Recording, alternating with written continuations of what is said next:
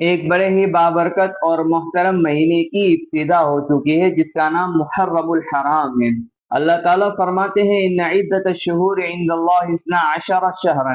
جس میں اللہ تعالیٰ نے مہینوں کی گنتی کل 12 شمار کروائی ہے قرآن مجید کے اندر کہ مہینے کل 12 ہے، لیکن آگے جا کے اللہ فرماتے ہیں منہا اربعۃ حرم، 4 مہینے ایسے ہیں جو بڑی ہی بابرکت ہے، بڑے ہی عظمتوں والے ہیں، بڑے ہی محترم ہیں، جن میں سے ایک محرم الحرام ہے، دوسرا جو ہے وہ رجب ہے، تیسرا ذی القعدہ ہے اور ذی الحجہ ہے۔ یہ کل 4 مہینے ایسے ہیں جو اللہ رب العزت کے یہاں پر محترم ہے۔ ایک بات دھیان رکھیں، علماء نے یہ بات لکھی ہے کہ یہ 4 مہینے بڑی حرمت والے ہیں، بڑی وقعت والے ہیں، جو انسان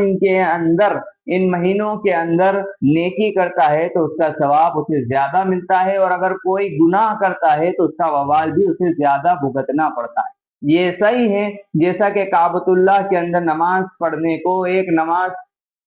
پڑھنے پر اسے 1 لاکھ نماز کا ثواب ملتا ہے، لیکن اگر کوئی وبال کرتا ہے، کوئی گناہ کرتا ہے تو ایسی صورت میں اسے اس کا خمیازہ بھی بہت زیادہ بھگتنا ہوگا گناہ کے اعتبار سے۔ تو اسی طریقے سے اس مہینے میں اگر کوئی گناہ کرے گا تو ایسی صورت میں اس کا وبال بھی زیادہ ہوگا، اس لیے اس مہینے میں زیادہ سے زیادہ ہمیں نیکیوں کی طرف راغب ہونے کی ضرورت ہے۔ علماء نے یہ بات لکھی ہے کہ جو شخص اس مہینے میں عبادت کرتا ہے، اللہ تعالیٰ کی یاد میں مشغول ہوتا ہے، اللہ تعالیٰ سال بھر تک اسے نیکیوں کی توفیق دیتے ہیں، اور جو اس مہینے میں گناہوں میں لگا رہتا ہے تو نعوذ باللہ ایسا نہ ہو کہ کہیں پورے سال جو ہے وہ ہم گناہوں میں ملوث رہے۔ اللہ تعالیٰ ہماری اس سے حفاظت فرمائے۔ اب رہی یہ بات کہ اس مہینے میں عاشورے کے دن کی کیا فضیلت ہے، تو فرمایا کہ نبی پاک صلی اللہ علیہ وسلم کا پاک ارشاد ہے کہ جس نے عاشورے کا روزہ رکھا تو اللہ تعالیٰ کی ذات سے امید ہے کہ اس کے پچھلے 1 سال کے گناہ کو اللہ تبارک و تعالی معاف فرما دیں گے۔ اتنی بڑی فضیلت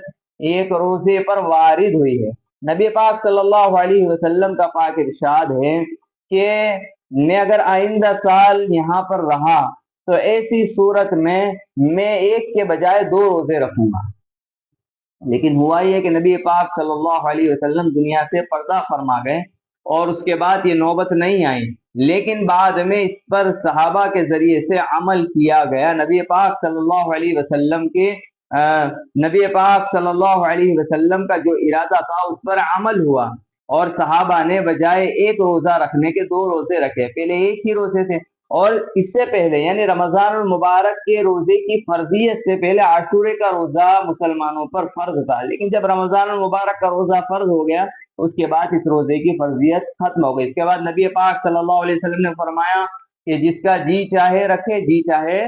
نہ رکھے، لیکن رکھیں گے تو بہرحال ہمیں اتنا بڑا ثواب ملنا ہے۔ ایک ضعیف حدیث سے یہ بات ثابت ہے کہ جس نے عاشورے کے دن اپنے گھر والوں پر وسعت کی کھانے پینے میں کسی اور اعتبار سے جائز طریقے سے، تو اللہ تعالیٰ پورے سال اس کی روزی میں خوب برکت عطا فرماتے ہیں۔ تو اس مہینے کی ایک یہ بھی فضیلت ہے، عاشورے کے دن کی یہ بھی فضیلت ہے، لیکن اس بات کو مد نظر رکھے کہ اگر ہم روزے رکھتے ہیں تو ایسی صورت میں ہمیں صرف 1 دن کا روزہ نہیں رکھنا ہے، بلکہ 10 کے ساتھ یا تو 1 دن پہلے کا روزہ ملا کر رکھیں، یا 10 کے بعد والا روزہ 10 کے ساتھ ملا کر رکھیں، یعنی ہم 9-10 محرم کا روزہ رکھیں یا پھر 10-11 محرم کا روزہ رکھیں، کل ہمیں جو ہے وہ 2 روزے رکھنے ہیں۔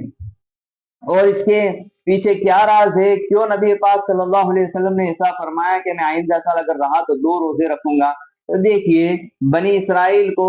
موسیٰ علیہ السلام کے ذریعے سے فرعون کے مقابلے میں فتح نصیب ہوئی تھی، وہ عاشورے کا دن تھا، اور یہود بھی اس زمانے میں اس دن کی خوشی کے طور پر عاشورے کا صرف 1 روزہ رکھتے تھے۔ نبی پاک صلی اللہ علیہ وسلم کو جب پتہ چلا تو کہا کہ ہماری ان سے مشابہت نہ ہو، اس لیے جو ہے وہ آئندہ سال ہم 1 کے بجائے 2 روزے رکھیں گے، یا تو ہمیں 9-10 کا رکھنا ہے یا پھر